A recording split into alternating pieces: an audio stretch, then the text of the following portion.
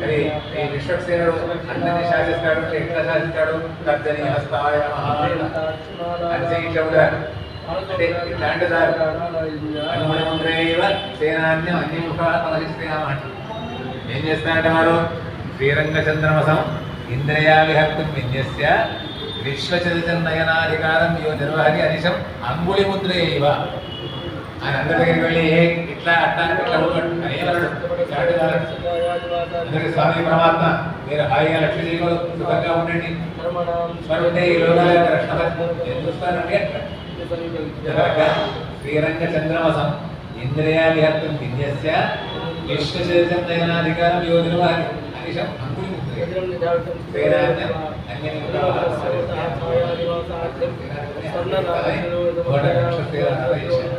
ఆ తర్వాత కలశాల్లో కూడా సుదర్శన స్వామి ఆవాహనం చేసి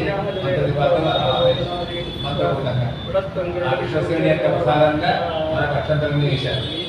ఆ తర్వాత ఆ సుదర్శన స్వామిని కలశంలో ఏర్పాటు చేశారు కాబట్టి ఆ తీర్థాన్ని కూడా మనం చదివారు.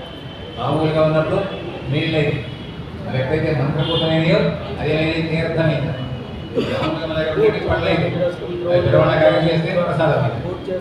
ఈ పండ్లు మనమే డబ్బులు పెట్టి తీసుకొచ్చి ఇస్తాం, మళ్ళీ అయ్యే ప్రసాదం ఏంటి అంటారు.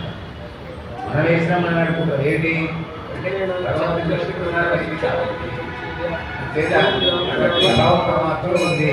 ఏమంటే ప్రభావం ఉందా, ఈ మంత్రంలో ఈ ప్రభావం ఉందా, ఈ పని చేస్తే ఇది వస్తుందా, అందరికి సందేహం వస్తుంది కదా. ఏమనిపిస్తుంది నీకు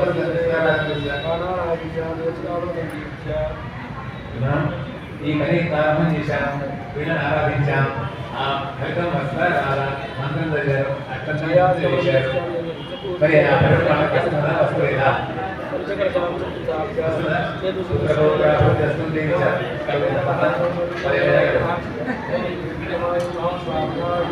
శీఘ్రమే కళ్యాణ ప్రాప్తి వస్తుందన్నా, 10 ఏళ్ళైనా కళ్యాణం కాదు.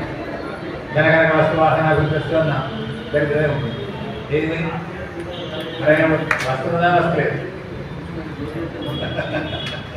అంటే ఏంటి అంటే ఎప్పుడైతే మంత్ర ప్రభావం చేత అక్షంతలు ఆచరణ చేశారో ఆ ఫలితం వస్తుంది.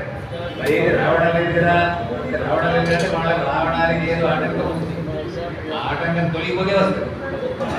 సాధారణంగా ఇప్పుడు రైల్వే స్టేషన్ ఉంది పూర్వకాలంలో, ఇప్పుడు వస్తున్నానికి సిగ్నలింగ్ వ్యవస్థ ఉంది.